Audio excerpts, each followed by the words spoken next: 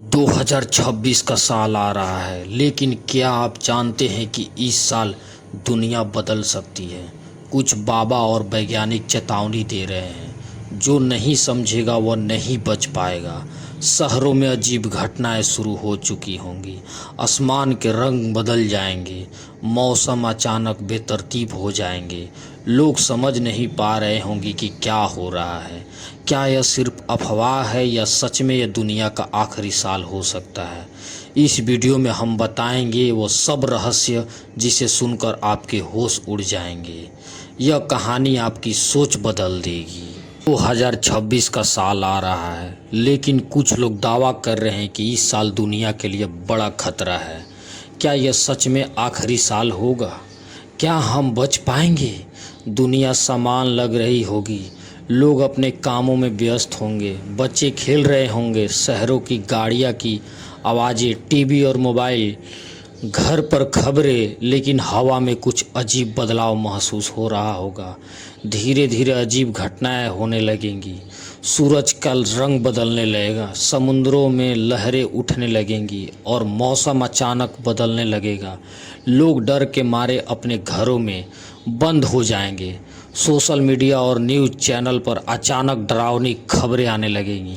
कुछ वैज्ञानिक इसे नेचुरल फेनोमेन बताते हैं, लेकिन बाबा और साधु कहते हैं जो बचेगा वही नई दुनिया में जाएगा। सावधान रहो और अपने विश्वास को मजबूत रखो। शहरों में अफरा तफरी फैल रही होगी, लोग भाग रहे होंगे, सड़कों पर खाली कारें, सुपरमार्केट में भीड़, अस्पताल में हड़कंप, लेकिन कुछ लोग शांत रहे होंगे क्योंकि उन्होंने संकेतों को समझ लिया होगा। छोटी छोटी घटनाएं भी दिखाई देने लगेंगी, सूरज की किरणें असामान्य तरीके से चमक रही होंगी, पक्षियों का उड़ना अजीब पैटर्न में हो रहा होगा। जैसे जैसे दिन बीतते जाएंगे यह स्पष्ट होगा कि दुनिया खत्म होगी।